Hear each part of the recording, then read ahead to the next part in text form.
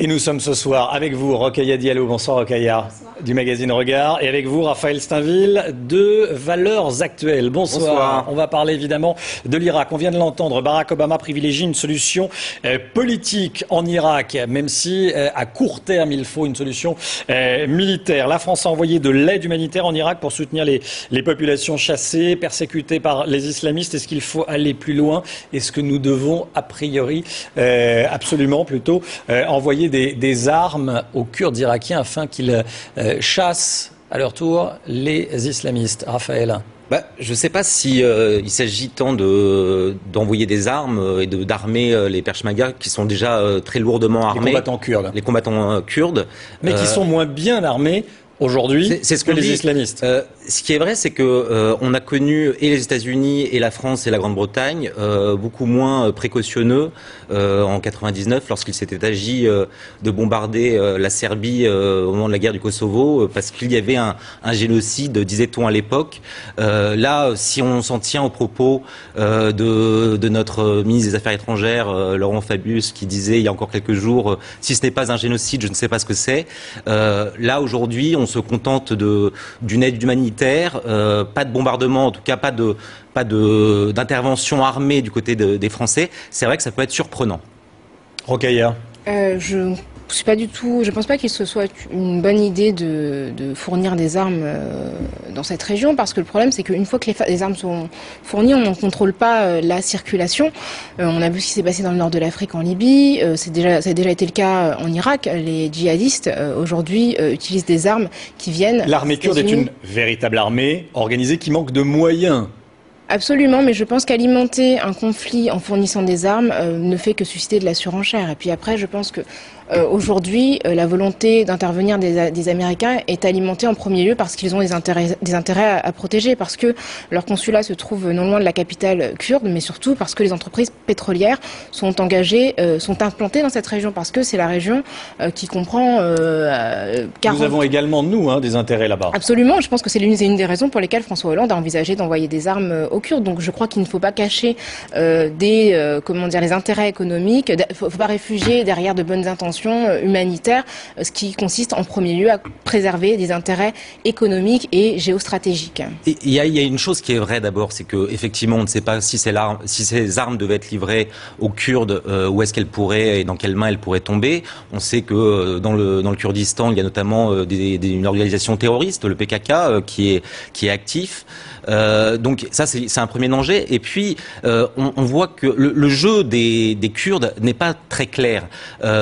On a pu voir, et ça c'est directement les services français qui ont été très surpris de voir à quel point finalement ils avaient capitulé très facilement devant l'avancée de l'armée de l'État islamique, au point que certains se demandent si...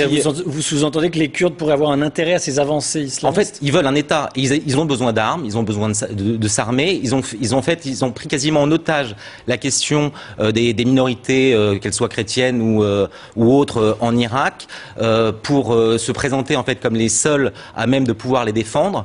Mais une fois qu'ils ils disposeront de ces armes, il y a peu de chances que ça concourt à l'unité de l'Irak. Moi, je pense que c'est plutôt, on en est au début de l'implosion de l'Irak.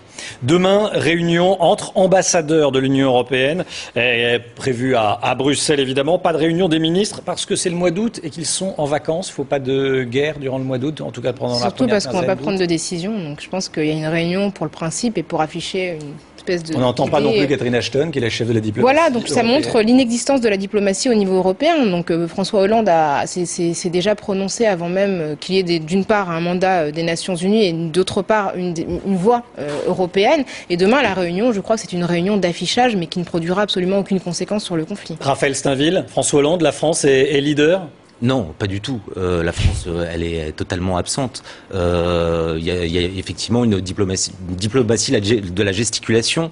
On voit très bien que le simple fait d'en venir à réclamer un conseil de l'ONU, c'est juste pour enterrer cette question et faire qu'aucune décision ne soit prise. Il y a une urgence, les ministres sont en vacances. Effectivement, vous évoquiez le cas d'Ashton, la commissaire commissaire qui est totalement absente. Chef de la diplomatie européenne. Chef de la diplomatie européenne.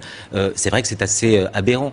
On est en train de parler de milliers de morts, de massacres, et l'Europe, la France, est absente. Sur les conséquences en France, des centaines de Français sont partis rejoindre les rangs des djihadistes en Syrie. Certains ont possiblement franchi la frontière irakienne. Est-ce que vous estimez que ce fanatisme des islamistes va finir par nous toucher en France, comme l'écrit Alain Juppé dans son blog? Il n'est pas le seul d'ailleurs. Moi, je n'ai pas cette crainte. Je crois que ce qui se passe aujourd'hui en France avec des conversions à un islam radical est lié à des problématiques aussi françaises qu'il faudrait régler et qui ne sont pas seulement liées à ce conflit-là. Aujourd'hui, on a effectivement des jeunes personnes qui sont déséquilibrées, qui ne se reconnaissent pas dans un certain nombre de valeurs, mais qui sont avant tout des Français. Et je pense que ce sont des Français et c'est la production d'un contexte français qui n'est pas forcément un contexte qui a même d'assurer la stabilité psychologique d'un certain nombre de jeunes. Donc, je ne pense pas que c'est ce contexte de guerre en Irak qui produit aujourd'hui ce qui se passe aujourd'hui en France. Ce qui se passe en France est lié à notre contexte socio-économique et culturel. Et je crois que on réglera ce problème-là des jeunes qui partent à l'étranger s'engager dans des conflits qui ne les concernent pas directement. On le réglera en France. Moi, je suis pas tout à fait d'accord. C'est que vous évoquiez, je n'ai pas cette crainte. Moi, cette crainte, en fait, elle existe. Elle est déjà réelle. Il y a des Français qui sont partis faire le djihad et qui reviennent. Il y a des Mohamed Merah en puissance qui sont surveillés, on l'espère, par les services. Vous évoquiez justement ce problème français. Je pense qu'il y a un problème peut-être d'absence, d'assimilation, d'intégration de tous ces jeunes qui sont là depuis des années. On leur a pas appris l'histoire, on leur a pas appris à aimer la France. Et aujourd'hui, il se trouve des combats de substitution à l'étranger. Mais vous savez, ce qui m'étonne, en fait, c'est qu'on sort de... Enfin, on sort, non. On est en tout cas entré on est dans la période où il y avait un conflit assez intense entre Israël et le Hamas. Et on a vu que beaucoup de Français s'étaient engagés aussi pour l'armée israélienne. Donc, moi, je me demande aussi ce que ça dit, c'est-à-dire que les Français qui se reconnaissent dans le combat pour d'autres nations que la nation française... sont des Franco-israéliens. Voilà, mais malgré tout, ce sont aussi des Français. Donc c'est aussi une question qu'on doit se poser. C'est pourquoi aujourd'hui, il y a des Français qui ont envie de combattre pour d'autres forces combattantes que la... C'est une armée régulière, l'armée israélienne. Absolument, non, mais je suis d'accord avec vous. Mais ce que je veux dire, c'est que permettre... si on doit parler d'identité et de questions identitaires et de se reconnaître dans la France, je trouve que la question doit être posée au-delà. C'est-à-dire qu'aujourd'hui, qu'est-ce qui fait que des jeunes Français se disent mon combat, je dois le vivre ailleurs qu'en France. C'est le problème des déracinés. Mais c'est un problème, pour moi, c'est un problème qui est français. C'est un problème où aujourd'hui on a des Français qui ne se sentent pas nécessairement bien dans leur pays pour plein de raisons. Pour énormément de raisons. C'est quand même terrifiant de pouvoir voir, alors bien sûr c'est pas l'immense majorité, mais de pouvoir voir, comme on l'a vu encore samedi dernier, des enfants de la République brandir le drapeau de l'État islamique quand on sait, les médias sont là pour en témoigner, que des massacres sont perpétués. Allez, on termine avec un gâteau d'anniversaire. François Hollande fête demain ses 60 ans. Il a quitté la résidence de la Lanterne. C'est un mystère. L'Élysée nous dit que le président de la République est dans le sud-est. L'été, c'est toujours une période sensible en termes de communication pour les présidents, pour les ministres. Est-ce que François Hollande réussit son été rapidement? Raphaël Steinville. Alors, peut-être pour une petite précision, d'après mes informations, il serait même à Saint-Paul-de-Vence. Voilà. Info, valeurs actuelles. Voilà. Mais est-ce qu'il réussit son été? Il a toute une phase de représidentialisation où on l'a vu commémorer à tout va, en toute occasion. Est-ce que ça fait de lui un président plus efficace? Je n'en suis pas sûr. On a cru savoir qu'il était au travail à la Lanterne. Le fait est que sur les grands dossiers, il est quand même très absent. C'est davantage peut-être Laurent Fabius que l'on a entendu.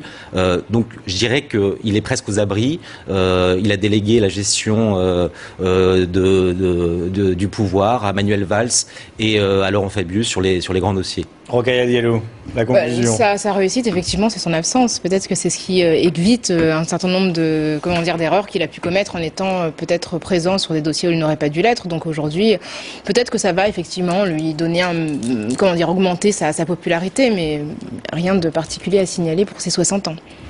C'est à suivre. Merci Rokhaya Diallo, merci Raphaël Steinville. On retient donc que François Hollande serait donc à Saint-Paul-de-Vence selon vos informations. Une maison aurait été réservée. Une maison aurait été réservée. Bon, 23h24 sur iTélé. Restez bien avec nous dans un instant. Le journal de la nuit, la grande édition de la nuit avec Nidia Paliakara. Très belle nuit sur iTélé.